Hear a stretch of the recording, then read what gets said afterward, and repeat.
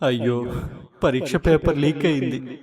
నా 5 నెలల కష్టం వృధా అయింది. నేనింక బ్రతకూడదు. మా ఇంట్లో వాళ్ళు నన్ను అర్థం చేసుకోవట్లేదు. నేను బ్రతకడం అనవసరం. నేను ప్రేమించిన అమ్మాయి నన్ను కాదంది. నేనింకెవరి కోసం బ్రతకాలి? నేను పరీక్షల్లో ఫెయిల్ అయ్యాను. మా అమ్మ నాన్నల కలలు నెరవేర్చలేకపోతున్నాను. నాకిక శ్రీలింగిఫేనాయ విద్మహే సున్నీ కంఠాయ ధీమహి తన్నో చావు ప్రచోదయాత్. అయిపోయిందంతే లెక్క. ఇలా ప్రతినిత్యం ఆత్మహత్య వార్తలు వినిపిస్తూనే ఉన్నాయి. ఎన్నో కుటుంబాలకు విషాదం మిగులుస్తూనే ఉన్నాయి. వికసించి పరిమళించాల్సిన ఎన్నో పుష్పాలు మొగ్గ దశలోనే ముగుస్తూ ఉన్నాయి. ప్రాణం తీసుకోవాలనే ఆలోచనను అధిగమించడానికి మార్గం ఇతిహాసాలలోనే ఉంది. నమస్కారం. ఈ వీడియోలో ఆత్మహత్యకు రామాయణం చెప్పే పరిష్కారం ఏమిటో తెలుసుకుందాం. ఆత్మహత్య. అసలు ఆత్మహత్య ఎందుకు చేసుకుంటారు? దీని గురించి ఆలోచిస్తే కనుక బహుశా చాలా వరకు మనం న్యూస్లో చూసేది ఏంటంటే ఎగ్జామ్స్ పాస్ అవ్వలేదని 10th పిల్లలు కానీ ఇంటర్మీడియట్ పిల్లలు కానీ ఆత్మహత్యలు చేసుకోవటం అనేది చాలా వరకు మనం న్యూస్లో చూస్తుంటాం. ఇదే కాకుండా కుటుంబ కలహాలు, అంటే భార్యాభర్తల మధ్య గొడవలు కావచ్చు, లేదా తల్లిదండ్రులకి పిల్లలకి మధ్య గొడవల వల్ల ఇటు పిల్లలు కానీ లేదా అటు పెద్దవారు కానీ ఆత్మహత్యలు చేసుకుంటారు అనేది కూడా చాలా వరకు మనం న్యూస్లో చూస్తుంటాం. ఇది కాకుండా ఇంకా ఏ విషయాల వల్ల ఆత్మహత్యలు చేసుకుంటారు అని ఆలోచిస్తే కనుక ప్రేమ విఫలమైందనో ఇంకేదో జరిగిందనో ప్రాణాలు తీసుకుంటుంటారు. అదేవిధంగా నమ్మక ద్రోహం చేయటం, ఎవరైనా నమ్మక ద్రోహం చేయటం చేత వీళ్ళకి ఆర్థిక ఇబ్బందులు రావడం చేతనో ఏదో రకంగా కూడా ఆత్మహత్యకు పూనుకోవడం కూడా చూస్తూనే ఉంటాం కదా. అవును, నిజమే. చాలా విషయాల్లో ఇవి కూడా ఆత్మహత్యకు కారణాలుగా కనిపిస్తాయి. కానీ ఈ విషయాలన్నీ ఏదో బయట నుంచి జరిగిన విషయం వల్ల ఒక వ్యక్తి అంత తీవ్రమైన నిర్ణయం, అంటే ఆత్మహత్య చేసుకోవాలి అన్న నిర్ణయానికి వచ్చారనిపిస్తుంది. కానీ నిజంగా ఈ ఆత్మహత్య చేసుకోవాలనే నిర్ణయం బయట నుంచి ఏదో జరగడం వల్ల వచ్చిన డెసిషనా, లేకపోతే ఇంకా దానికంటే లోతుగా ఏమైనా ఉందా? నువ్వన్నట్టుగా ఇవి పైకి కనిపించే నిమిత్త మాత్రమైనటువంటి కారణాలు. లోతుగా విశ్లేషిస్తే వీటికి అసలైన కారణాలుగా ఆలోచన విధానం, అతి ప్రాధాన్యత ఇవ్వటం, ఏదైనా విషయానికి అతి ప్రాధాన్యత ఇవ్వటం. ఉదాహరణకి ఒక వ్యక్తి ఒక డాక్టర్ అవ్వాలనుకున్నారు. సో మొన్న ఈ మధ్యనే చూసిన ఒక ఉదంతం ఏంటంటే నీట్ పరీక్ష పేపర్ లీక్ అయిందని చెప్పి. నిజంగా అది చాలా బాధాకరం, సరైన పని అయితే కాదు. కానీ ఆ సమయంలో ఎంత దిగ్భ్రాంతికి లోనయ్యి ప్రాణాలని తీసేసుకోవాలని ఒక 20 మంది వరకు వాళ్ళ ప్రాణాలను తీసుకున్నారనే వార్త కూడా ఎందుకో కలచివేసింది మనసుల్ని. ఎందుకు అవసరం ఏముంది అంతగా? నిజంగానే కలలు కనుంటారు, డాక్టర్ అవ్వాలనుకుని ఉంటారు, కానీ దానికి అంత ప్రాధాన్యత ఇవ్వాలా? వేరే ఇంకేం లేదా జీవితంలో? కేవలం డాక్టర్ అవ్వడమో, లేకపోతే ఇంజనీర్ అవ్వటమో, లేకపోతే ఇంకేదో పావుకోవటమేనా? ఏదైనా విషయంలో ఏదో ఆలోచించుకుని ఉంటాము, అది జరగకపోయినా కూడా తీసుకోగలగాలి. స్థైర్యం, ఆత్మస్థైర్యం అనేది చాలా ముఖ్యము.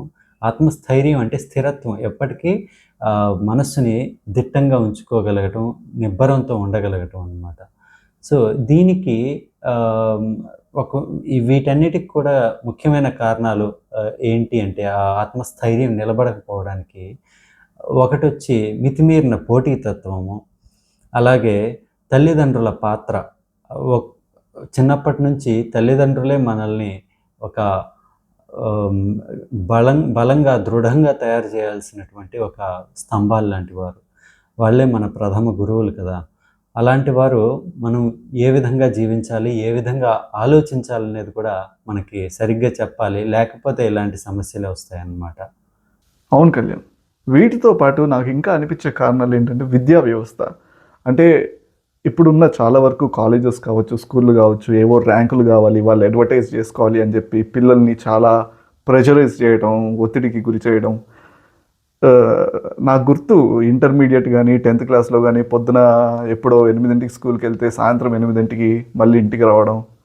అంటే ఒక మనిషిని ఒకదానికి పూర్తిగా ఐడెంటిఫై చేసి చూపించడం.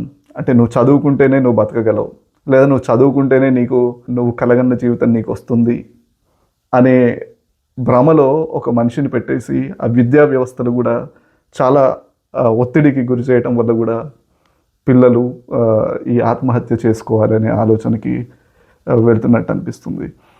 దీంతో పాటు ఇంకొక విషయం ఏంటంటే మితిమీరిన పోటీతత్వం, అంటే ఇంగ్లీష్లో చెప్పుకోవాలంటే ర్యాట్ రేస్. ఒకళ్ళు ఏదో సాధించారు, నేను కూడా అలానే సాధించాలి. ఇప్పుడు ఈ సోషల్ మీడియా యుగంలో అది ఇంకా ఎక్కువైపోయింది. ప్రతి వాళ్ళు సోషల్ మీడియాలో చూపించేది ఏం చూపిస్తారు, వాళ్ళు బాగున్నంత వరకే చూపిస్తారు. నేనేదో డిన్నర్కి వెళ్ళానో లేకపోతే కొత్త కారు కొన్నానో, కానీ వాళ్ళు లోపల కూడా చాలా కష్టాలు పడుతుంటారు, ఎవరు చూపించరు.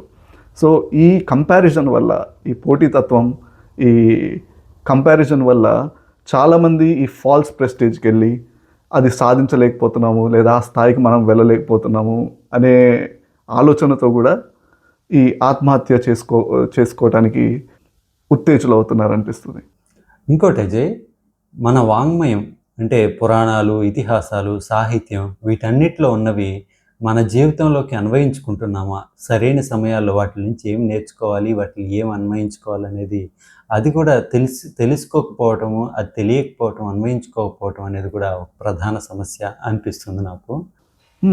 నిజం కళ్యాణ్, ఈ వాంగ్మయాన్ని మన జీవితానికి అన్వయించుకోవడం అనే దాని గురించి మాట్లాడుకుంటే, మనం ఒక కుటుంబంలో పుడితే ఆ కుటుంబంలో మాట్లాడే భాష, వారి పద్ధతులు ఇవన్నీ మనకి ఆటోమేటిక్గా వచ్చేస్తాయి. సో అందులోనే ఈ మనకి భాగవతం, రామాయణం, భగవద్గీత అలా ఒక హిందూ కుటుంబంలో పుడితే అవన్నీ మనకు తెలియకుండా ఎంతో కొంత మనలో ఇమిడి ఉంటాయి. సో వీటిని ఎంతవరకు మనం మన జీవితంలో అన్వయించుకుంటున్నాం అనేది కూడా చాలా ముఖ్యమైన విషయం. ఇలా చెప్పుకుంటూ పోతే మనం ఇప్పటివరకు మాట్లాడుకున్న చాలా విషయాల గురించి వివరంగా చర్చించుకుంటూ వెళ్ళొచ్చు. అవును, ఈ వాంగ్మయం, పురాణాలు, ఇతిహాసాలు, సాహిత్యం వీటన్నిటి ద్వారా మనకి తెలుసుకున్న విషయాలు, కథతో పాటుగా వేరే విషయాలని మనకి అన్వయించుకొని వాటి వల్ల ఎటువంటి ప్రయోజనాన్ని పొందొచ్చు అనేది తెలుసుకుందాం. ఖచ్చితంగా. ఇప్పుడు రామాయణంలోని 2 ఘట్టాల ద్వారా ఈ అన్వయం ఎలా కుదురుతుంది, ఆత్మహత్యను ఎలా నివారించవచ్చు, ఆ ఆలోచనల నుంచి ఎలా బయటపడవచ్చు అనేది మనం మాట్లాడదాం. మొదటిది రామాయణంలో ఉన్నటువంటి కిష్కింధాకాండ నుంచి ఒక హనుమ కథ, సీతాన్వేషణ కథ అని చెప్పుకోవచ్చేమో. మనందరికీ తెలిసిందే రామాయణ, భారత, భాగవతాలు, అందున ముఖ్యంగా రామాయణం, మహాభారతం భారతీయులకేమీ కొత్తదైందేం కాదు. పూర్తిగా ఒక దూరం నుంచి చూస్తే ఆ కథ అంతా అందరికీ తెలిసిందే. కానీ సూక్ష్మంగా ఒక్కొక్క ఘట్టం తీసుకుని అందులో ఏం నేర్చుకోవాలి, ఎలా తెలుసుకోవాలి, ఎలా అర్థం చేసుకోవాలి అనేది ఒక్కొక్కరు ఒక్కో విధంగా చేసుకుంటుంటారు. మనకిప్పుడు ఆత్మహత్య అనే ఒక కాన్సెప్ట్, ఒక విషయం ఉంది కాబట్టి ఆ విషయానికి తగ్గట్టుగా మనం దీన్ని ఎలా అన్వయించుకోవాలనేది ఇప్పుడు కథ తెలుసుకుని దాని ద్వారా అన్వయం కూడా తెలుసుకుందాం. అది మన జీవితాలకు కూడా ఉపయోగపడుతుంది. మొదటగా కిష్కింధాకాండ అనేది ఎక్కడ మొదలవుతుందంటే, రామలక్ష్మణులు సీతాదేవిని కోల్పోయిన తర్వాత, అంటే రావణాసురుడు సీతను అపహరించి లంకా నగరానికి తీసుకువెళ్ళిన తర్వాత వీళ్ళు అలా అలా తిరుగుతూ అరణ్యం అంతా గాలిస్తూ ఒక్కొక్కరిని అలా అడుగుతూ మొత్తానికి కిష్కింధా నగరాన్ని చేరుకుంటారు. చేరుకున్న తర్వాత అక్కడ ఉన్నటువంటి కిష్కింధ అనేది నిజానికి వానరుల రాజ్యం అన్నమాట. ఆ వానరులకు రాజుగా కిష్కింధను పరిపాలిస్తున్నది సుగ్రీవుడు. అంతకుముందు వాలి ఉన్నారు. వాలి తర్వాత సుగ్రీవుడిని రాజుగా మన రామలక్ష్మణులే చేయడం కూడా జరుగుతుంది, ఒక యుద్ధం చేసి. ఆ తర్వాత వాలిని సంహరించిన తర్వాత సుగ్రీవుడు రాజుగా అవుతాడు. ఆ తరువాత వీళ్ళకి ఎలాగూ స్నేహం కుదురుతుంది, రామలక్ష్మణులకి అలాగే సుగ్రీవునికి. సుగ్రీవునితో పాటు ఎంతోమంది గొప్ప గొప్ప వానర వీరులందరూ కూడా ఆ రాజ్యంలో ఉంటారు. అందులో ముఖ్యులు హనుమంతుడు. అప్పటికి ఆయన తపస్సు చేసుకుంటూ అలా బుద్ధి, మేధస్సు బాగా కలిగి ఉంటారు. తర్వాత ఇతని సమస్య గురించి, ఇతనికి వచ్చినటువంటి కష్టం, రాముల వారికి వచ్చిన కష్టాన్ని తెలుసుకుని సుగ్రీవుడు, నేను ఖచ్చితంగా సీతను అన్వేషించడంలో, సీతమ్మ వారిని కనిపెట్టడంలో మీకు తప్పక సాయం చేస్తాను, మా వానరు సైన్యాన్ని అంతా కూడా నియోగిస్తాను అని చెప్పడం జరుగుతుంది. కొద్ది రోజులకి అలా మర్చిపోతారు. ఆయన రాజు అయిన తరువాత కొద్ది నెలల పాటు వర్షాకాలమని సీతాన్వేషణను పక్కన పెట్టడము, ఆ తరువాత ఇంకా కొద్ది రోజులు అలా ఆలస్యం చేస్తూ ఉండటంతో రాముల వారు లక్ష్మణుడిని పంపి ఒక హెచ్చరిక చేయిస్తారు. అప్పుడు భయపడినటువంటి సుగ్రీవుడు తన దగ్గర ఉన్నటువంటి గొప్ప గొప్ప మహామహులను, అంటే బలాఢ్యులు, అలాగే వీరులు, పరాక్రమవంతులైనటువంటి కొంతమంది వానర వీరుల్ని బృందాలుగా ఏర్పాటు చేసి 4 బృందాలుగా 4 వైపుల్ని పంపించడం జరుగుతుంది. అందులో ముఖ్యంగా దక్షిణ దిక్కుకు వెళ్ళినటువంటి బృందానికి నాయకత్వం వహించినది అంగదుడు, అంటే వాలి కుమారుడు. సుగ్రీవుని అన్న కుమారుడైనటువంటి అంగదుడిని నాయకుడిగా చేసి దక్షిణ దిక్కుకి ఒక బృందాన్ని పంపిస్తాడు. ఆ పంపించే క్రమంలోనే హనుమంతుడు ఆ బృందంలో భాగమైనటువంటి వాడిగా ఉన్నప్పుడు రాముల వారు ఆయన ఈ కార్యాన్ని నెరవేర్చగలడు అని నమ్మి ఆయనకి ఒక గుర్తుగా ఈయన వేలికున్నటువంటి ఒక ఉంగరం, అంగుళీకం అంటారు, ఉంగరాన్ని తీసి దాన్ని ఆయన చేతిలో పెట్టడం జరిగింది. సీతాన్వేషణ జరిపి సీతని జాడ కనుక్కున్న తర్వాత ఆమెకు నువ్వు నా గుర్తుగా ఒక వస్తువుని చూపించాలయ్యా, లేకపోతే మళ్ళీ ఆమె రావణాసురుడు ఏదో పన్నాగం పన్ని ఏదో ఇది నాటకం ఆడుతున్నాడేమో, ఒక వ్యక్తిని తీసుకొచ్చి నేను రాముడి దగ్గర నుంచి వచ్చాను అని చెప్పిస్తున్నాడేమో అన్నట్టుగా ఒక సందేహం, అనుమానం అయితే కలుగుతాయి కదా. కాబట్టి నా గుర్తుగా నేనే అని రూఢి చేసుకునే విధంగా నువ్వు ఈ ఉంగరాన్ని వినియోగించు, ఆమెకు చూపెట్టు, అప్పుడైతే ఆమె నమ్ముతుంది అని చెప్పడం జరిగిందనమాట. అంతటి నమ్మకాన్ని కలిగి ఉన్నటువంటి రాముడు ఈ హనుమంతుడిని, అలాగే అంగద సేనని, అంగదుడి నాయకత్వంలో ఉన్నటువంటి బృందాన్ని దక్షిణ దిక్కుగా పంపించడం జరుగుతుంది. అలా దక్షిణ దిక్కుగా కొంత దూరం ప్రయాణించినటువంటి వానర వీరులందరూ ఎన్నో అరణ్యాలు, ఎన్నో కొండలు, గుట్టలు, గుహలు, బిలాలు ఎన్నో తచ్చాడుతూ తిరుగుతారు. తిరిగి అంతా అన్వేషిస్తారు, కానీ కొంతమంది రాక్షసులు దారిలో వస్తారు, కొన్ని క్రూర జంతువులు ఎదురుపడతాయి. అంతా అన్వేషణ జరిపిన తర్వాత ఎక్కడా కూడా వాళ్ళకి సీతమ్మ జాడ అనేది తెలియకపోవడంతో మొత్తానికి వాళ్ళు నీరసపడి అలా కూర్చుంటారు.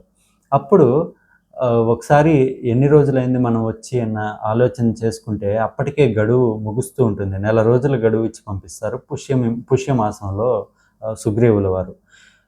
కానీ అప్పటికే తూర్పు దిక్కుకు వెళ్ళిన వారు, పశ్చిమ దిక్కుకు వెళ్ళిన వారు, అలాగే ఉత్తర దిక్కుకు వెళ్ళిన వారందరూ కూడా ఆ బృందాలన్నీ కూడా తిరిగి వచ్చేసాయి. కానీ దక్షిణ దిక్కుగా ఖచ్చితంగా దక్షిణ దిక్కుకే తీసుకెళ్ళి ఉంటాడు రావణుడు అని మిగతా వాళ్ళు చూసినట్టుగా తెలిసింది కాబట్టి ఆ వైపుగా వెళ్ళి ఉంటాడు అని, సీత జాడ కూడా ఆ వైపే తెలిసే అవకాశం ఉందని వీళ్ళు గట్టి నమ్మకంతో ఒక బలాఢ్యులు, బుద్ధిశక్తి కలిగిన వారు అయినటువంటి బృందాన్ని పంపించారనమాట వానర వీరులతో దక్షిణ దిక్కు వైపు. కానీ అక్కడ వీరికి సీతమ్మ జాడ కనిపించకపోవడంతో వాళ్ళు చాలా బాధపడుతూ ఉంటారు. గడువు కూడా పూర్తి అవుతున్నందున మళ్ళీ ఇంకొకసారి బాగా వెతకాలి, ఇంకొకసారి క్షుణ్ణంగా వెతుకుదాం ఈ ప్రాంతం అంతా కూడా, దక్షిణ భూభాగం అంతా కూడా అన్న ఉద్దేశంతో వాళ్ళు మళ్ళీ వెతకడం ప్రారంభిస్తారు. నిద్ర, ఆహారం అన్నీ మానివేస్తారనమాట. అన్నీ ఒక్కొక్క క్షుణ్ణంగా ప్రతి ఒక్క ప్రాంతాన్ని పరిశీలిస్తూ అక్కడ వెతుకుతూ వెళ్ళడం జరుగుతుంది. అయినా కూడా ఎటువంటి ఫలితం రాదు. అలా నీరసపడిపోయి శారీరకంగాను మానసికంగాను ఇబ్బంది పడుతూ ఉన్నటువంటి స్థితిలో బాగా బలహీనమైపోయి, అలాగే ముఖ్యంగా ఏంటంటే వాళ్ళు అలసట చెంది దాహార్తులై, అంటే దాహం బాగా ఎక్కువైపోయిన వారై, అలాగే ఆహారం కూడా చాలా ఎన్ని రోజుల నుంచి లేదో మరి చాలా నీరసించి ఒక చెట్టు కింద కూర్చున్నారు. ఇంకా అంతటి బలహీనమైన క్షణం వాళ్ళని నమ్మి ఈ దిక్కుకి పంపించారు రాముల వారు, అలాగే సుగ్రీవుల వారు, వాళ్ళకి ప్రభు అయిన సుగ్రీవుల వారు. కానీ వాళ్ళకి సీతాన్వేషణ అనేది జరిపినా కూడా ఆమెను కనిపెట్టలేకపోవడం అనేది చాలా బాధ కలిగించింది.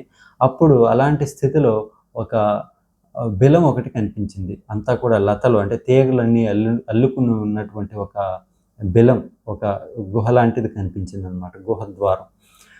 దానికి ఏవో బండలు అవి అడ్డం ఉన్నాయి. వాటి దగ్గరికి వెళ్ళారు.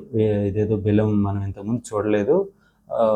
ఇంతకుముందంతా పూర్తిగా వెతికాం గానీ ఈ ప్రాంతం అంతా, దీన్ని మాత్రం ఎప్పుడు గమనించలేదు. ఒకసారి వెళ్లి చూద్దాము. ఇక్కడ చూస్తే లతలు, తీగలంతా కూడా మంచి పచ్చగా ఉన్నాయి, అందంగా పువ్వులున్నాయి అని చెప్పి దగ్గరికి వెళ్ళి చూశారు. అప్పుడు లోపల నుంచి కొన్ని రకాలైన పక్షులు, బెగ్గురు పక్షులు, హంసలు, కారండవములు, ఇలాంటి పక్షులన్నీ కూడా లోపల నుంచి ఎగిరి రావటం గమనించారనమాట. పక్షులు ఎక్కడెక్కడ ఉంటాయి అని ఆలోచిస్తే నీళ్లు ఉన్న చోటనే పక్షులు ఎగరటం అనేది ఎక్కువగా జరుగుతుంది. అలాగే తీగలు మంచి పచ్చగా ఉన్నాయంటే ఇక్కడెక్కడో నీళ్లు ఖచ్చితంగా ఉండే ఉంటాయి అన్న ఉద్దేశంతో లోపలికి వెళ్తే కనీసం నీళ్లు తాగొచ్చు, మన దాహాన్ని తీర్చుకోవచ్చు. ఏదో కొత్తగా బెలం కాబట్టి, వెతకాలి కాబట్టి మనం సీతమ్మ జాడ కోసం కూడా ఇక్కడ గాలించవచ్చు అన్న ఉద్దేశంతో లోపలికి వెళ్ళడం జరిగింది. అలా ఎంతో కష్టంగా లోపలికి ప్రవేశించారు వీరు.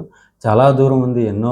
కొన్ని ఆమడలు, కొన్ని యోజనాల దూరం ఉన్నటువంటి ఆ బిల ద్వారాన్ని, అంటే గుహ లోపలికి అలా వెళ్తూ ఉన్న వీళ్ళకి ఎంతో ప్రయాస కలిగింది. చాలా ఇబ్బందులు పడ్డారు. కానీ చాతక పక్షులు లాంటివి, అంటే చాతక పక్షులు అంటే నీళ్లు కనిపిస్తే దాంట్లో మునిగి కానీ బయట రావన్నమాట. అలాంటి పక్షులు, చక్రవాక పక్షులు ఇలాంటివన్నీ కూడా బయటికి రావడం చూసి ఖచ్చితంగా నీరు ఉండే ఉంటుంది అన్న ఆశతో లోపలికైతే ఎంతో కష్టపడి అందరూ వానర వీరులు ఆ వైపు వెళ్ళిన బృందంలోని సభ్యులందరూ కూడా వెళ్ళారు.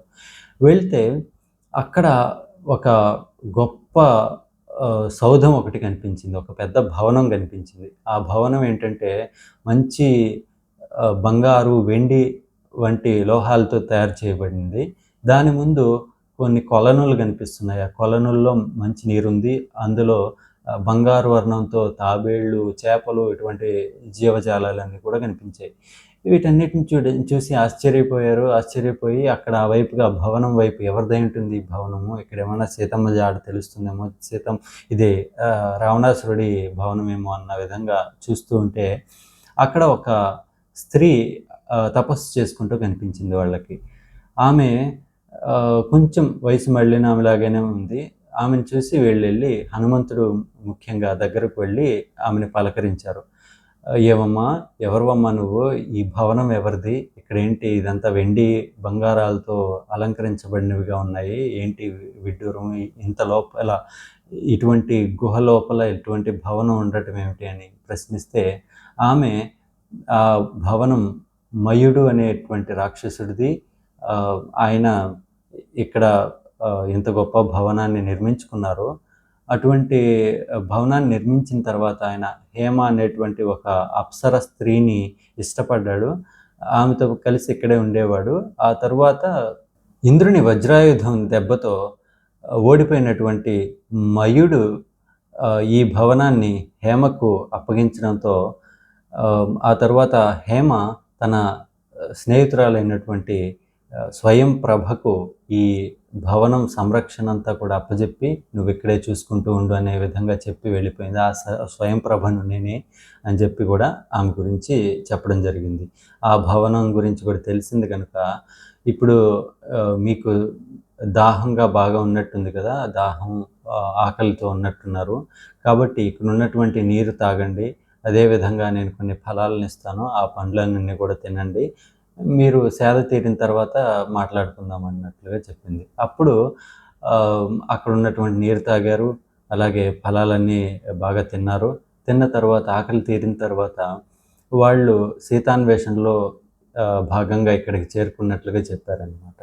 అప్పుడు మాకు ఎలాగో దాహం తీర్చావు, అలాగే ఆకలి తీర్చావు, మేము ఇక్కడి నుంచి బయట వెళ్ళడానికి ఎటువంటి ప్రయాస పొందాలో, వెళ్ళగలమా లేదనేది కూడా మాకు తెలియటం లేదు. రావడం అయితే వచ్చాం కానీ ఇంత కష్టమైన త్రోవలో మళ్ళీ తిరిగి వెళ్ళడం అనేది జరుగుతుందా లేదో కూడా చెప్పలేం. కానీ నువ్వు మాకు ఒక ఉపకారం చేసావు కాబట్టి నీకు ప్రత్యుపకారం చేస్తాం, నీకేం కావాలో చెప్పు అని హనుమంతుల వారు అలాగే వానర వీరులు అడగడంతో ఆమె కాస్త నవ్వుకుని,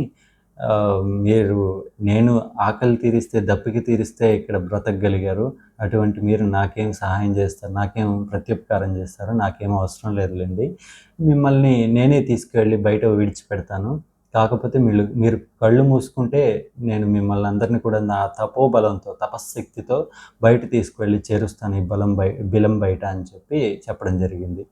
అలా ఈ పరిస్థితుల్లో వీళ్ళందరూ వానర వీరులందరూ, ఆ బృందంలోని సభ్యులందరూ కూడా కళ్ళు మూసుకోవడంతో స్వయంప్రభ అనే ఆవిడ వీళ్ళని బిలం బయట, అది కూడా పశ్చిమ సముద్రానికి తీరంలో తీసుకెళ్ళి విడిచిపెట్టిన తర్వాత ఆమె తన మానని తాను లోపలికి బిలంలోకి వెళ్ళిపోయి అలాగే ఆమె భవనం దగ్గరికి చేరుకున్నది.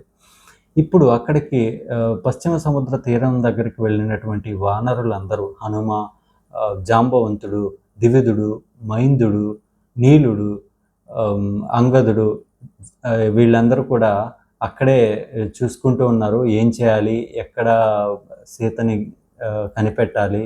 ఇప్పటికి చూసుకుంటే మనకి గడువు తీరిపోయి కూడా చాలా నెలల కాలం అయిపోయింది.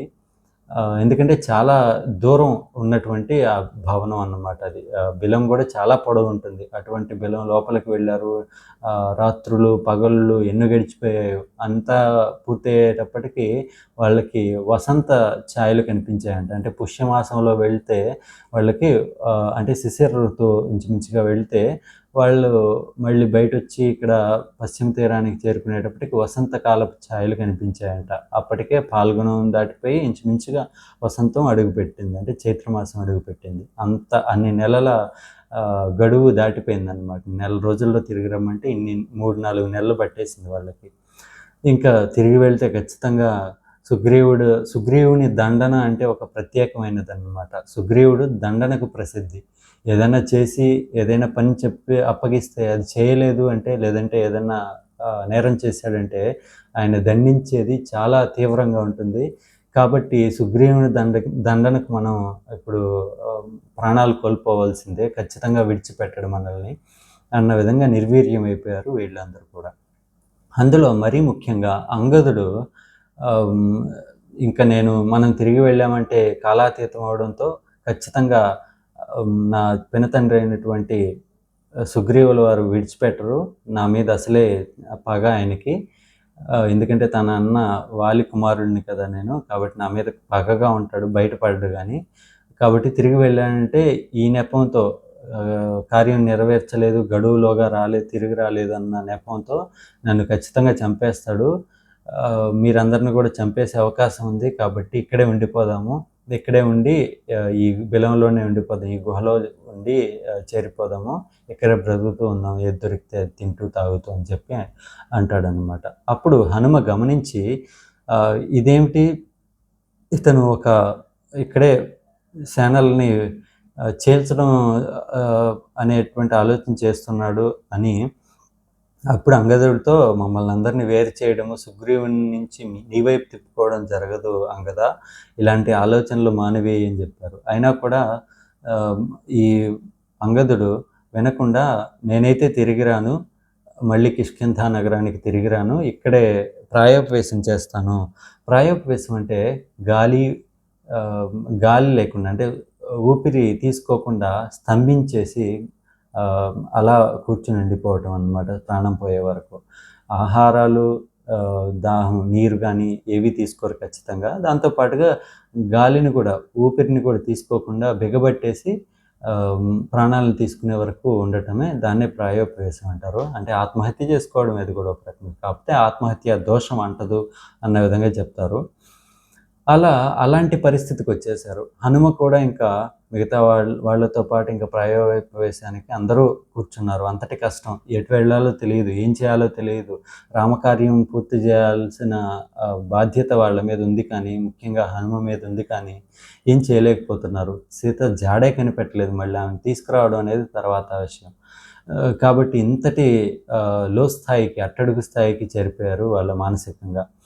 అప్పుడు ఇంకా వానర వీరులందరూ కూడా అక్కడికి, ఆ బృందంలోని సభ్యులందరూ కూడా ఆ పశ్చిమ సముద్రాల్లో ఆ దగ్గరికి వెళ్ళి ఆ స్నానాలు గట్రా ముగించుకొని దర్భలు అవి తీసుకొచ్చి ఆ దర్భలు అక్కడ పరుచుకొని తూర్పు ముఖంగా పడుకుని ఇంకా ప్రాయోపవేశానికి సిద్ధపడి, అప్పుడు వాళ్ళు అనుకుంటున్నారు కొంతమంది వానరులు ఏమనంటే, మనం రామకార్యం మీద బయలుదేరాం కానీ అసలు రాముల వారి జీవితంలో తారసపడిన వాళ్ళందరికి కష్టాలే ఎదురవుతున్నాయి.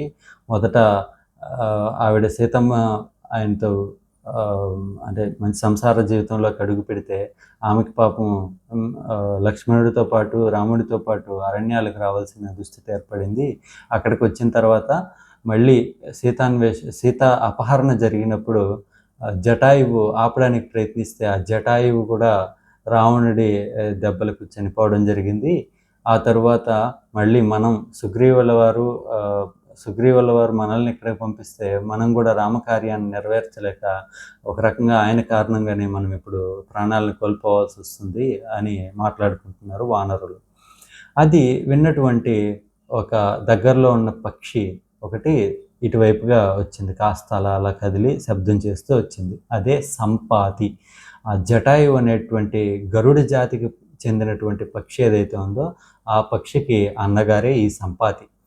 ఆ సంపాతి అక్కడికి వచ్చి ఏమిటి జటాయు అనేదో అంటున్నారు అని, అలాగే మీరందరూ ఒకే చోట ప్రాయోపవేశానికి కూర్చున్నట్టుగా తెలుస్తూ ఉంది, నేను వింటూనే ఉన్నాను మీ మాటలు. నాకు చాలా ఆకలిగా ఉంది, నేను వృద్ధురాలనైపోయాను, నా రెక్కలు కూడా కాలిపోయాయి కాబట్టి నేను ఎటు కదలలేని పరిస్థితి, నాకు ఆహారం ఇప్పుడు కావాలి కాబట్టి మీరందరూ మిమ్మల్ని నేను చంపకుండానే మీరే ప్రాయోపవేశానికి కూర్చున్నారు కాబట్టి మీరందరూ ఒక్కొక్క శరీరం విడిచిపెట్టిన తర్వాత నేను ఒక్కొక్కరిని తినేస్తుంటాను, ఆ రకంగా నాకు ఆకలి కూడా తీరుతుంది అన్నట్టుగా ఉంటుంది. అప్పుడు వీళ్ళు తినేయి మా జీవితం ఎట్లే అయిపోవాలి, జటాయువుకి అయినట్టే మేము చచ్చిపోతున్నాం, జటాయువు కనీసం ఎటు వెళ్ళారన్న ఒక ఇది చెప్పగలిగింది, అది బతుకుంటే మాకు దుస్థితి వచ్చిండేది కాదు, ఎటు వెళ్ళి ఉంటుంది, సీతమ్మని రావణాసురుడు ఎటు అపహరించుకుని వెళ్ళారు అనేటువంటి జాడ చెప్పుంటుంది.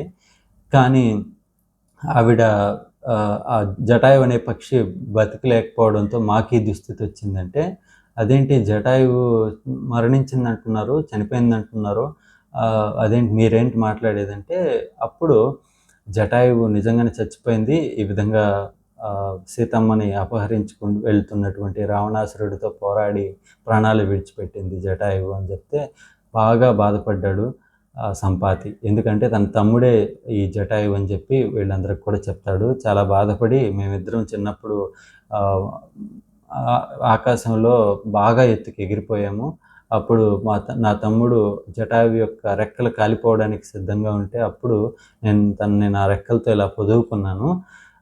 అప్పుడు ఆ సంపాతి ఏడుస్తూ నేను బ్రతికాను, నా తమ్ముడిని కాపాడుకున్నాను, కానీ నా రెక్కలు పూర్తిగా కాలిపోయాయి కాబట్టి రెక్కలు లేకుండా ఎగరడానికి లేకుండా నేను ఇక్కడ ఈ గుహల్లో ఇక్కడే ఉండిపోయాను, నా తమ్ముడు అలా బ్రతికి ఎగిరి వెళ్ళిపోయాడు అని చెప్పి చెప్తుందన్నమాట. ఇది చాలా వేల ఏళ్ల క్రితం జరిగినటువంటి కథగా చెప్తుంది. ఆ తర్వాత మీరందరూ ప్రాయోపవేశం చేయాలనుకుంటున్నారు కదా, సరే మీ రామకార్యం మీద మీరు వచ్చారు, మీకు నేను చేయగలిగినటువంటి సాయం చేస్తాను, మీరు సీతమ్మ గురించి జాడ కనుక్కునే నిమిత్తం ఇటు వచ్చారు కదా, అది కనుక్కోలేకపోయామనే బాధతోనే ఇప్పుడు ఆత్మహత్యకు పూనుకున్నారు కాబట్టి నేను చెప్తాను ఒక విషయము. సీతమ్మ ప్రస్తుతం ఆ సముద్రానికి అవతల ఉన్నటువంటి లంకా నగరంలో ఉంది. అది ఇంచుమించుగా ఇక్కడి నుంచి 100 యోజనాల సముద్రం దాటితే అప్పుడు మీకు ఆ లంకా నగరం చేరుకోగలుగుతారు మీరు. అక్కడ సీతాదేవి ఉన్నది, రావణాసురుడు అక్కడ ఆవిడని ఉంచాడు అని చెప్తుంది. వీళ్ళు తటపటాయిస్తారు, నమ్మాలా వద్దా అన్నట్టుగా అనుకుంటుంటే అప్పుడు ఆవిడ చెప్తుంది, ఆ సంపాతి చెప్తాడు, ఏం సందేహించకండి, నేను పక్షినైనందున మా పక్షి జాతికి ముఖ్యంగా గరుత్మంతుని సంతానం లేకపోతే గరుత్మంతుని జాతికి సంబంధించిన మాకు చాలా దూరం చూడగలిగేటువంటి శక్తి ఉంటుందయ్యా, మేము బాగా ఎగరగలుగుతాం కూడా, కాకపోతే నా రెక్కలు సరిగ్గా లేనందువలన నేను మీకు ఎగిరి అక్కడికి వెళ్ళి సాయం చేయలేను, కాబట్టి మీకు జాడైతే చెప్తున్నాను, నాకు స్పష్టంగా కనిపిస్తున్నది ఆవిడ అక్కడ ఉన్నది అని చెప్తే అప్పుడు వీళ్ళు అంటే ఇటువంటి పరిస్థితుల్లో ప్రాయోపవేశానికి కూర్చున్న పరిస్థితుల్లో కూడా, ఆత్మహత్యకు పూనుకున్న పరిస్థితుల్లో కూడా వాళ్ళకి ఒక మంచి ఆధారం ఒకటి దొరికిందనమాట. అంటే ఎక్కడుంది సీతమ్మ అనేటువంటి జాడ తెలిసింది. ఒకవేళ వాళ్ళు అప్పుడే ప్రాణాలు తీసుకొని ఉంటే మరి జాడ ఎలా తెలిసేది? ఎలా వాళ్ళు రామకార్యానికి ఉపకరించేవాళ్ళు అయి ఉంటారు కదా! కాబట్టి కొంత సంయమనం అనేది పాటిస్తేనే ఏదైనా ఒక మార్గం అనేది కనిపిస్తుంది క్లిష్ట పరిస్థితుల్లో ఉన్నప్పుడు. అలా సంపాతి చెప్పిన విధంగా ఇంకా 100 యోజనాల సముద్రాన్ని దాటి వెళ్ళాలి. యోజనం అంటే ఇంచుమించుగా కొన్ని కిలోమీటర్లు, బహుశా 8 కిలోమీటర్లు అలా ఇది చెప్తారు లెక్క. అన్ని వందల కిలోమీటర్లు 100 యోజనాలు దాటి వెళ్ళాలంటే వానర వీరులైనా కూడా అది సాధ్యం కాని పని అన్న విధంగా ఇంకా నీరసించిపోతారు ఈ వానరులు, ఆ బృందంలో ఉన్న వారందరూ కూడా. ఎందుకంటే ఇప్పటివరకు అసలు జాడే తెలియలేదు, ఆమె ఎక్కడుందో తెలియట్లేదు అని బాధపడ్డ వారికి ఇంకా ఇంకా అంతకు మించిన బాధ ఇప్పుడు ఎదురైందనమాట. ఎందుకంటే జాడ అక్కడుందని తెలిసింది ఆవిడ. లంకా నగరంలో ఉంది, ఇటు వెళ్తే లంకా నగరం వస్తుందని తెలిసింది. కానీ అది వెళ్ళడానికి మనకి సఖ్యం కానిదన్నమాట. అది వెళ్ళలేము, ఆ వైపు ఇక్కడి నుంచి ఎగిరి అక్కడికి వెళ్ళే సామర్థ్యం మనకు లేదు అన్న విధంగా నిర్వీర్యం అయిపోయి వాళ్ళు కూర్చున్నారు. అప్పుడు ఎవరెవరు ఎంత ఎంత దూరం ఎగరగలరు అని బేరీజ్ వేసుకోవడానికి పూనుకున్నప్పుడు ఒకరేమో నేను 10 యోజనాలు వెళ్తా అన్నారు, ఇంకొకరేమో 20 యోజనాలు అన్నారు, ఇంకొకరు 50 అన్నారు, ఇంకొకరు 70 అన్నారు, ఇంకొకరు 90 అన్నారు. జాంబవంతుడు సైతం 90 యోజనాలు ఎగరగలనో ఏదో అంటారు. తరువాత అంగదుడు నేను 100 యోజనాలు ఎగిరి వెళ్ళగలను, కానీ సమస్య ఏంటంటే మళ్ళీ తిరిగి రావడానికి వెంటనే తిరిగి రావాలి అంటే నేను తిరిగి రాలేను, కొంచెం సమాయత్త పడాలి, అక్కడ మళ్ళీ శక్తి పుంజుకోవాలి. కాబట్టి తిరిగి రాగలిగిన సామర్థ్యం నాకు ఉండకపోవచ్చు అప్పటికి. అంటే నాకు 200 యోజనాలు ఎగిరే సామర్థ్యం ఉంటేనే మళ్ళీ తిరిగి రావడానికి ఉపకరిస్తుంది. ఎందుకంటే అక్కడ పరిస్థితులు ఎలా ఉంటాయో తెలియదు కాబట్టి వెంటనే ఎగిరి రావచ్చు అని చెప్తాడు.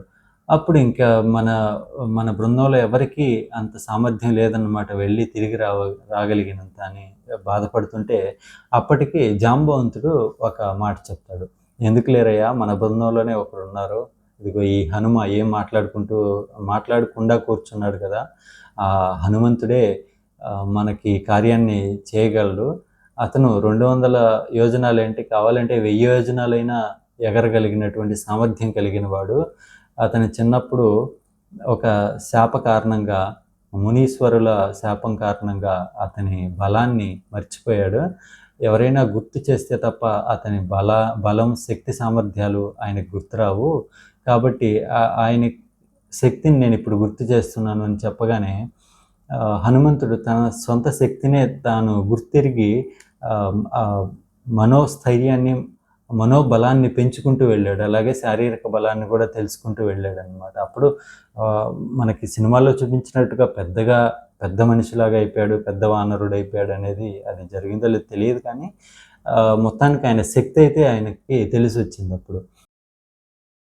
అలా జాంబవంతుడు గుర్తు చేయడంతో పూర్తి శక్తి సామర్థ్యాలని, తన మనోబలాన్ని పెంచుకున్నటువంటి వాడైన హనుమంతుడు ఆ మనోబలంతోనే ఈ రామకార్యానికి, సీతాన్వేషణలో భాగంగా లంకా నగరానికి ఈ 100 యోజనాలు దూరం కలిగినటువంటి ఈ సముద్రాన్ని లంఘించి దాటి వెళ్ళాలని సమాయత్తమయ్యాడు. అప్పుడు దగ్గరలో ఉన్నటువంటి మహేంద్రగిరి పర్వతం మీద కాలు ఉంచి అక్కడి నుంచి ఒక్క ఉదుటున ఎగిరి వెళ్ళడానికి సమాయత్తపడ్డాడు. అప్పటికే ఎలాంటి స్థితిలో ఉన్నాడు అంటే వాల్మీకి రామాయణంలో ఉంటుంది, జగామలంకాం మనసా మనస్వి అని. అంటే అప్పటికే ఆయన లంకా నగరాన్ని మనసుతో చేరిపోయాడయా, ఇంకా భౌతికంగా శరీరంతో చేరడమే ఇంక తరువాయి.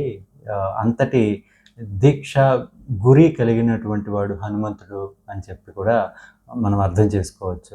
ఆ తరువాత ఆయన అక్కడి నుంచి లంఘించి కొన్ని ఆటంకాలు రావడంతో ఆ ఆటంకాలను కూడా దాటుకొని ఈ 100 యోజనాల సముద్రాన్ని దాటి లంకా నగరంలో అడుగుపెట్టి అక్కడ ఇంక తర్వాత కార్యక్రమాలను కూడా పూర్తి చేశాడనమాట. కాబట్టి ఇప్పుడు ఆలోచిస్తే ఈ వానర బృందానికి ఎన్నో అవాంతరాలు వచ్చాయి. అందులో చాలా క్లిష్టమైన పరిస్థితులు, ముఖ్యంగా సీతాన్వేషణలో భాగంగా వాళ్ళు ఎంతో దూరాన్ని వెతికారు, ఎంతో విస్తీర్ణంలో వాళ్ళు వెతుకులాట అనేది చేపట్టారు, కానీ ఎక్కడ సీత జాడ కనిపెట్టలేకపోయారు. అంతటి నిర్వీర్యమైన పరిస్థితుల్లో కూడా వాళ్ళు ఆత్మహత్య చేసుకోవాలేమో అన్నటువంటి పరిస్థితుల్లో వాళ్ళకి తర్వాత ఇంతకుముందు తిరుగుతున్నటువంటి అదే ప్రాంతంలోనే ఇంతకుముందు చూడని ఒక బెలం అనేది కనిపించింది. ఎందుకంటే అప్పుడు ఆయాసంతో అలసిపోయి ఒక చోటన కూర్చొని సంయమనం పాటించారు కాబట్టి. అదేవిధంగా స్వయంప్రభ వాళ్ళని ఒక విధంగా ఈ సముద్ర తీరం, పశ్చిమ సముద్ర తీరం దగ్గర తీసుకొచ్చి విడిచిపెట్టిన తర్వాత ఇంకెటు వెళ్ళాలి, ఏం చేయాలి అన్న బాధలో ఉన్నప్పుడు మళ్ళీ ప్రయోగవేశానికి సిద్ధపడ్డారు, ఆత్మహత్యకే సిద్ధపడ్డారు నిజానికి. అలాంటి ఆత్మహత్యకి సిద్ధపడిన సమయంలో కూడా ఇంకెక్కడి నుంచో సంపాతి అనేటువంటి పక్షి వీళ్లకు సాయం చేయడానికి రావడం కూడా జరిగింది. నిజానికి మొదట ఒక ప్రమాదంలా అనిపించినటువంటి సంపాతి అనే పక్షి తర్వాత వీళ్ళకి సాయంగా కూడా నిలిచింది. ఆత్మహత్య చేసుకోవాలనేటువంటి ఆలోచన నుంచి కూడా బయట తెచ్చే సాధనంగా మారింది. ఆ తర్వాత ఈ ఇంతకంటే పెద్ద ఉపద్రవం ఇప్పుడు ఆమె జాడ తెలిసింది, సీతమ్మ జాడ తెలిసింది, కానీ ఎటు వెళ్ళి ఆమెని చూడాలి, ఎలా ఆమెను తీసుకురావాలి అనేటువంటి ఆలోచన ఉన్నప్పుడు, ఎంతో కుంగుబాటుకి లోనైనప్పుడు ఆ వానర వీరులకి స్వాంతన కలిగించే విధంగా జాంబవంతుడు హనుమంతుని యొక్క శక్తి సామర్థ్యాల గురించి, బలం గురించి గుర్తు చేయడంతో ఈ కష్టం నుంచి కూడా వాళ్ళు బయటపడడం జరిగింది. కాబట్టి ఎంత క్లిష్ట పరిస్థితులు వచ్చినా, ఎంతటి బాధ, ఎంతటి కష్టం కలిగినా కూడా దాని నుంచి బయటకు రాగలిగినటువంటి సామర్థ్యం మనలోనే ఉంది అని గుర్తించగలగాలి. ఆ మనోస్థైర్యాన్ని కనుక కోల్పోకుండా ఉన్నట్లయితే ఎటువంటి విషమ పరిస్థితుల నుంచైనా, ఆత్మహత్య చేసుకోవాలి అనిపించేటువంటి పరిస్థితుల్లో నుంచైనా తీవ్రమైన నిర్ణయాలు తీసుకోకుండా మనల్ని మనం కాపాడుకోగలం. తద్వారా ఈ కథ నుండి మనం ప్రేరణ పొంది ఆత్మహత్య లాంటి తీవ్రమైన నిర్ణయాలు తీసుకోవడం నుంచి బయటపడదాం.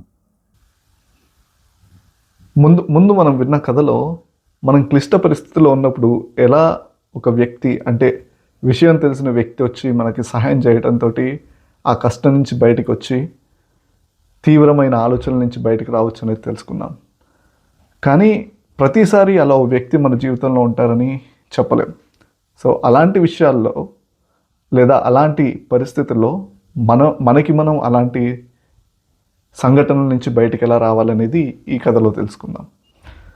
అలా లంకాపట్టణానికి చేరుకున్న హనుమంతుల వారు ముందుగా లంకాపట్టణంలోకి ప్రవేశించే ముందు లంకిని అని లంకాపట్టణానికి కాపలా ఉండే ఒక రాక్షసి హనుమవారిని అక్కడ ఆపి ఎవరు నువ్వు ఇక్కడికి ఎందుకు వచ్చావు, ప్రవేశం లేదు బయట వారికి లంకాపట్టణంలోకి అని చెప్తే, అప్పుడు హనుమంతుల వారు నేను చిన్న కోతిని, నేను కేవలం కొన్ని పళ్ళు తినడం కోసం ఇక్కడికి వచ్చాను అని చెప్తే, లంకిని ఇలా లంకాపట్టణంలోకి ఎవరు పడితే వాళ్ళని అనుమతించము అని చెప్పి ఆపడానికి ప్రయత్నించారు.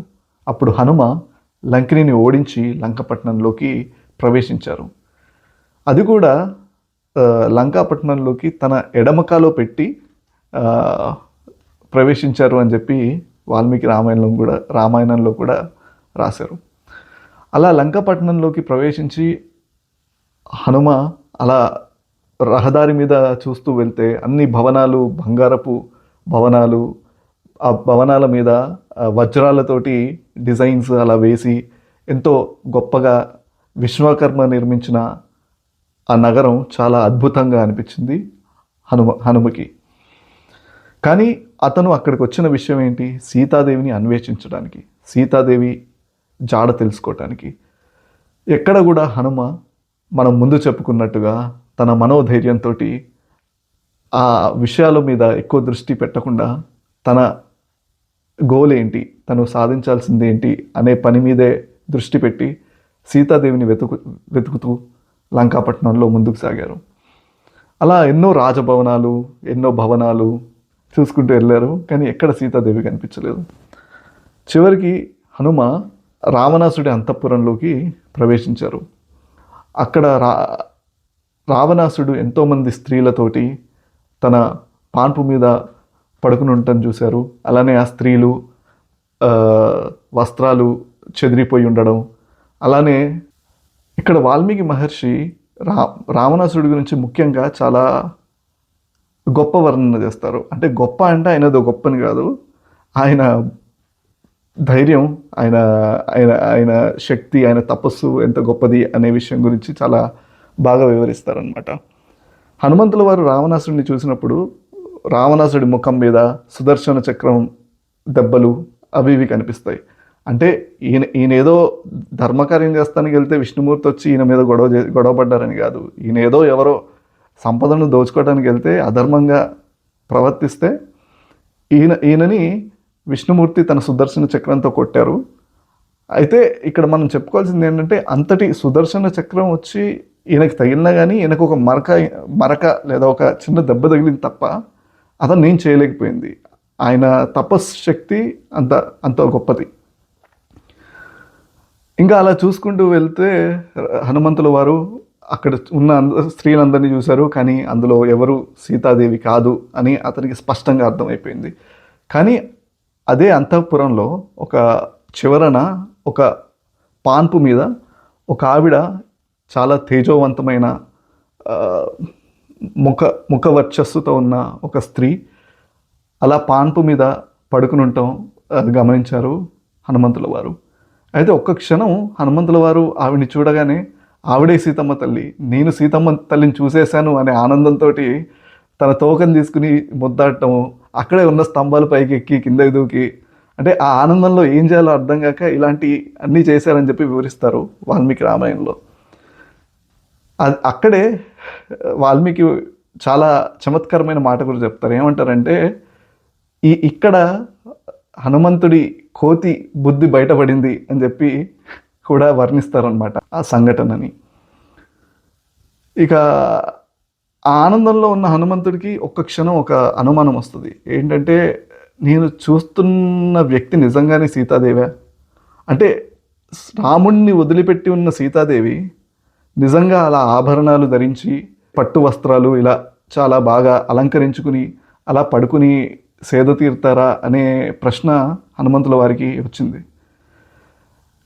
ఇది ఇలాంటిదే మన జీవితంలో కూడా చాలా జరుగుతూనే ఉంటాయి. అంటే మనం ఏదో ఒక సంకల్పం అనుకుని ఆ దిశగా వెళ్తూ ఉంటాం. మధ్యలో ఏదో చిన్న విజయం రాగానే అబ్బా ఇంకా సాధించేసాము, ఇంకా ఇదే నేను చేయాలనుకుంది అన్నట్టుగా చాలామందికి అనిపిస్తుంది. చాలామంది అక్కడ ఆగిపోతారు కూడా. కానీ ఒకసారి మనం ఆగి ఆలోచించుకుని నిజంగా మనకు కావాల్సింది ఇదేనా అనే ఆలోచనే మనల్ని ఇంకా ముందుకు నడిపిస్తుంది. సో అలానే ఇక్కడ కూడా హనుమంతుల వారికి అక్కడ అంతఃపురంలో పాన్పు మీద పడుకుని ఉన్న స్త్రీని చూసి తనే సీతాదేవి అనుకుని ఆనందపడ్డ హనుమకి నిజంగా ఇలా ఉంటారా అనే ప్రశ్న ఉద్భవించగానే లేదు రాముణ్ణి విడిచిన సీతాదేవి బాధతో ఉంటుంది తప్ప ఇలా ప్రశాంతంగా శయనించదు అనే ఆలోచన వచ్చి ఆవిడ మండోదరి అంటే రావణాసురుడి భార్య, ధర్మబద్ధమైన భార్య అయిన మండోదరి అని తెలుసుకుని బాధతోటి అంతఃపురంలోంచి బయటకు వచ్చేస్తారు. అయితే ఇప్పటిదాకా చూసిన ప్రదేశాలన్నిటిలోనూ ఎక్కడ సీతాదేవి కనిపించలేదు. ఇక్కడ హనుమ చాలా నీరసానికి చాలా డిసప్పాయింట్మెంట్కి లోనవుతారు. అంటే సీతాదేవిని చూడటానికి వచ్చాము, అలానే సంపాతి కూడా సీతాదేవి ఇక్కడే ఉన్నారని చెప్పారు, కానీ నాకు ఇప్పటిదాకా సీతాదేవి కనిపించలేదు. నేను సీతాదేవిని చూడకుండా లంకా పట్టణం నుండి కిష్కింద నగరానికి గనక వెళ్తే ముందుగా ఈ విషయం తెలుసుకున్న రామచంద్రమూర్తి సీతాదేవిని విడిచి ఉండలేక తన ప్రాణాన్ని వదిలేస్తారు. రాముడు లేడు అన్న విషయం తెలుసుకున్న లక్ష్మణుడు వెనువెంటనే తన ప్రాణాన్ని కూడా వదిలేస్తాడు. ఇలా వీరిద్దరూ లేరని తెలుసుకున్న భరత శత్రుఘ్నులు వారు కూడా వాళ్ళ ప్రాణాలను వదిలేస్తారు. వీళ్ళందరూ ప్రాణాలు వదిలేశారని తెలుసుకున్న సుగ్రీవుడు అతని ప్రాణం కూడా వదిలేస్తారు. కాబట్టి నేనొక్కడిని వెళ్ళి సీతాదేవి కనిపించలేదు అనే ఈ విషయం చెప్పి ఇంతమంది ప్రాణాలు పోవడానికి కారణం కావడం కంటే నేను ఇక్కడే నా ప్రాణాన్ని వదిలేసి వెళ్ళకుండా ఉండటం నయం అనే తీవ్రమైన ఆలోచన హనుమ వారికి వస్తుంది. కానీ ఆ తరుణంలో హనుమ మళ్ళీ ఒకసారి ఒక క్షణం ఆగి, ఎలా అయితే మనం ఇంతకుముందు చెప్పుకున్నాం ఏంటంటే హనుమ శారీరకంగా అలాగే మానసికంగా చాలా ధైర్యం గలవారు అని చెప్పి. కాకపోతే ఏంటంటే కొన్నిసార్లు ఆ విషయాలు మనకి గుర్తుకు రావు.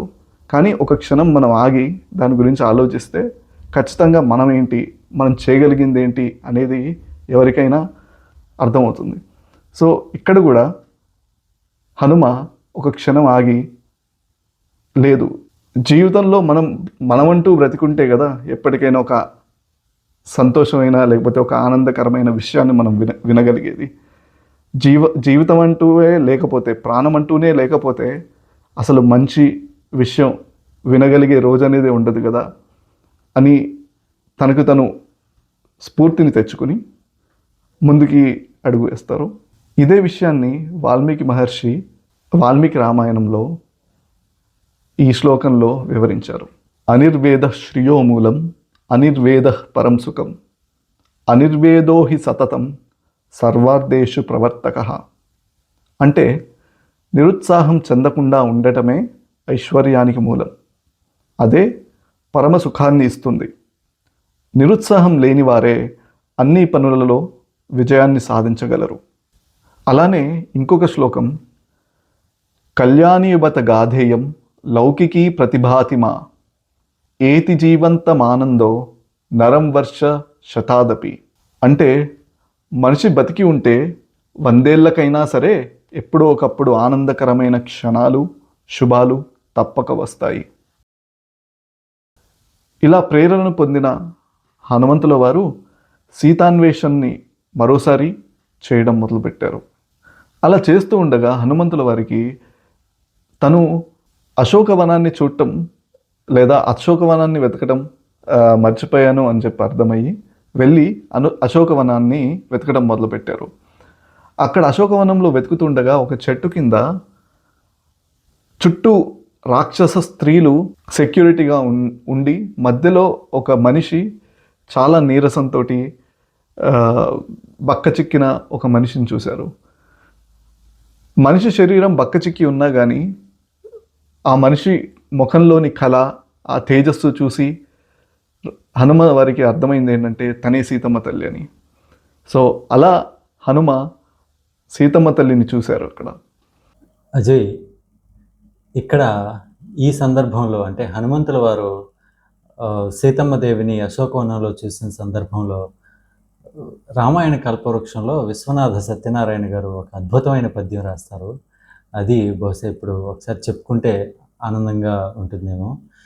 ఆకృతి రామచంద్ర విరహాకృతి కన్వమతీరు స్వామి చాపాకృతి కన్నులన్ ప్రభు కృపాకృతి కైసికమందు స్వామి దేహాకృతి సర్వదేహమునయందును రాఘవ వంశమౌళి ధర్మాకృతి కూర్చున్న విధమంతయు రామ ప్రతిజ్ఞమూర్తి అయి అంటారు. అంటే ఆమెని అంటే సీతమ్మ వారిని ఈయన వర్ణించేటప్పుడు కూడా అక్కడ ఎలా ఉంది, ఏ విధంగా ఉంది, హనుమంతుల వారు మొదటిసారిగా సీతాదేవిని చూస్తున్నారు అక్కడ. అలాంటి సందర్భంలో ఎలా వర్ణించాలి అనేది విశ్వనాథ్ సత్యనారాయణ గారి మాటల్లో అయితే ఆకృతి రామచంద్ర విరహాకృతి అన్నారు. అంటే ఆయన ఆ సీతాదేవి యొక్క ఆకృతి ఎలా ఉంది అంటే శ్రీరామచంద్రుల వారి విరహానికి ఒక రూపం వస్తే అది ఎలా ఉంటుందో అలా ఉంది. ఎందుకంటే ఆయన పాపం ఇప్పుడు సీతా విరహంలో ఉన్నారు కాబట్టి అటువంటి స్థితిలో ఆయన యొక్క విరహానికి ఆకృతిస్తే ఆమె ఎలా ఉంటుందో ఆమె అలా ఉంది అని చెప్తున్నారు మొదలు పెట్టడంతో. ఎందుకంటే ఆమెను చూడగానే ముందు గుర్తొచ్చేది రాముల వారు ఆయనకి. ఆ తర్వాత కనుబొమ్మ తీరు స్వామి చాపాకృతి, కనుబొమ్మలు ఎలా ఉన్నాయి అంటే ఆమెవి శ్రీరాముల యొక్క చాపము అంటే ధనుస్సు ఏ విధంగా ఏ ఆకారంలో ఉంటుందో ఆ ఆకారంలో కనుబొమ్మలు ఉన్నాయని చెప్పి ఆయనకి అనిపించిందట. అలాగే ప్రభు కృపాకృతి కన్నులన్ ప్రభు కృపాకృతి అంటే ఆవిడ కన్నుల యందు శ్రీరామచంద్రుల వారి కృప ఆకృతిగా కనిపిస్తూ ఉంది, స్పష్టంగా తెల్లమవుతుంది అని చెప్తున్నారు. అదేవిధంగా కైసికమందు స్వామి దేహాకృతి, ఆ సీతాదేవి యొక్క కేశపాసం యందు అంటే జుట్టు యందు శ్రీరాముల వారి దేహాకృతి కనిపిస్తుంది అంటున్నారు. అంటే శ్రీరాముని దేహం ఏ వర్ణంలో ఉంటుంది? నీలమేఘశ్యాముడు కదా, కాబట్టి నల్లని వర్ణం ఇంచుమించుగా బాగా వర్షించబోయే మేఘం ఉన్నటువంటి ఆ వర్ణంలో ఉంటుంది. కాబట్టి ఆమె కురుల్ని, ఆమె జుట్టుని చూస్తే ఆయనకి శ్రీరామచంద్రుని దేహ ఆకృతి కనిపించిందట. అదేవిధంగా సర్వదేహమున ఆమె సీతాదేవి దేహమంతా కూడా, ఆమె శరీరం అంతా కూడా రాఘవ వంశ మౌళి ధర్మాకృతి అంటున్నారు. అంటే రాఘవ వంశం అంటే శ్రీరాముని పుట్టినటువంటి రఘువంశం మొత్తం ధర్మబద్ధులై ఉండేవారు. కాబట్టి ఆ వంశానికి ఉన్నటువంటి ధర్మం ఒక ఆకృతి దాలిస్తే అదే ఈ సీతాదేవి యొక్క దేహం ఏమో, ఆ ఆకృతి ఏమో అన్నట్టుగా చెప్తున్నారు. అదేవిధంగా ఆమె కూర్చున్న విధమంతయు రామ ప్రతిజ్ఞమూర్తి అయి, ఆమె కూర్చున్న విధమంతా కూడా రామ ప్రతిజ్ఞ ఎలా అయితే గుంభనంగా కూర్చుని ఉంటుందో అలా కూర్చునుంది ఆవిడ అని చెప్పి, ఆమెను వర్ణించడానికి తీసుకున్న ప్రతి వస్తువు కూడా రాముల వారికి సంబంధించినదే. అంటే ఒక అన్యోన్యమైన దంపతులు, ఒక దాంపత్యం అని చెప్పాల్సి వస్తే ఒకరిని చూస్తే ఇంకొక భాగస్వామి గుర్తొచ్చే విధంగా ఉండాలి. కాబట్టి శ్రీ సీతమ్మ వారిని గురించి వివరించాలి, వర్ణించాలి అన్నట్లయితే శ్రీరాముని యొక్క విశేషాల నుంచే తీసుకుని వర్ణించాలి అనే విధంగా ఒక గొప్ప రచన చేసిన వారు కవి సామ్రాట్ విశ్వనాథ సత్యనారాయణ గారు. ఆహా, ఎంత గొప్పగా వర్ణించారు కళ్యాణ్. ఇక ఈ కథ నుంచి మనం ఏం తెలుసుకోవాలి అనే విషయానికి వస్తే, కష్టాలు ప్రతి మనిషికి వస్తాయి. బాహ్య బలం ఉన్నంత మాత్రాన వారికి మనోబలం ఉంటుంది అని చెప్పలేం. కానీ మనోబలాన్ని కూడా పెంపొందించుకోగలిగితే ఎలాంటి కష్టకాలంలో అయినా మనం ఒక చక్కటి నిర్ణయాన్ని తీసుకుని మంచి అడుగు ముందుకు వేయగలుగుతాం మన విజయాన్ని సాధించే దిశలో. కాబట్టి మనం క్లిష్ట పరిస్థితిలో ఉన్నప్పుడు, సమస్యల ఊబిలో చిక్కుకున్నప్పుడు కొంచెం సంయమనం పాటిస్తే ఏదో ఒక రూపంలో మనకి సమాధానం దొరకవచ్చు. హనుమకి సంపాతి రూపంలో దొరకలేదా? ఎన్ని మార్గాలు అన్వేషించినా, ఏ పని చేసినా ఓటమే ఎదురవుతుంటే కొంచెం మనోధైర్యంతో ఉండగలిగితే గమ్యం తేటతెల్లం కావచ్చు. హనుమకు సీతమ్మ దర్శనం కాలేదా? అలాగే జీవితంలో కష్టాలు వచ్చినట్లే సుఖాలు ఒకనాడు వస్తాయి. అవి అనుభవించాలంటే జీవం అంటూ ఉండాలిగా. హనుమ కథ నుండి ప్రేరణ పొంది ఆత్మహత్య ఆలోచనను విరమించి జీవితంలో విజయం సాధిద్దాం. నిరాశకు లొంగకండి, మీ కథ ఇంకా ముగియలేదు. సర్వే జన సుజనో భవంతు, సర్వసుజన సుఖినో భవంతు.